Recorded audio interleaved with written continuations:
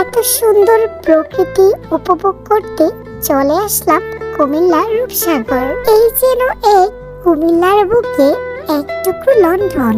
কয়েকদিন আগে আমার মনটা একদমই ভালো ছিল না, আর মন খারাপ থাকলে কোনো কিছু করতে ভালোই লাগে না।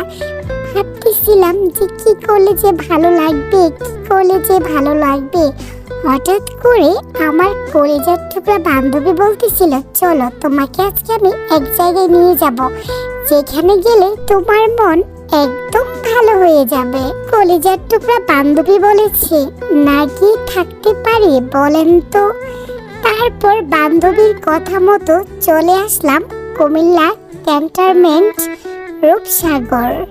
প্রথমে গেট দিয়ে ঢুকতেই আমাদের টিকিট রেখেছিল জনপ্রতি ৮০ টাকা করে। ঢুকে আমার মনটা একদম ভালো হয়ে গিয়েছে।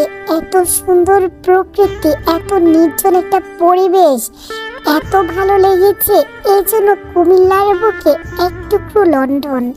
আমার কাছে মনে হচ্ছিল যে আমি বোধহয় কোনো ইউরোপ কান্ট্রিতে আছি। আর এই দেখুন সামনে মোরগগুলোকে দেখে যে আমার এত ভালো লাগতেছে, আর কতগুলো ফুল যে ফুটে আছে, এত ভালো লাগতেছে। আর এই জায়গাতে যে কেউই মন খারাপ থাকলে আপনাদের মনও ভালো হয়ে যাবে। দেখুন চারিদিকে সবুজ আর সবুজ, প্রকৃতিতে ভরা।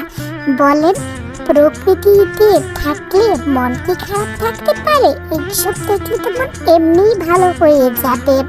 চারিদিকে এত সুন্দর, আর ওই দিন ওয়েদারটা ছিল এত সুন্দর। সব কিছু মিলিয়ে আলহামদুলিল্লাহ। আর উপরে ওঠার পর দেখতেছি এই জায়গাটা এত সুন্দর, এত সুন্দর।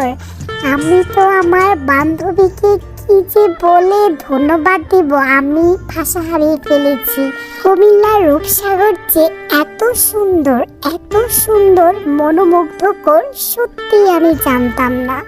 কুমিল্লায় আমি এত বছর থাকি, অথচ আমি এই জায়গায় আসি নাই।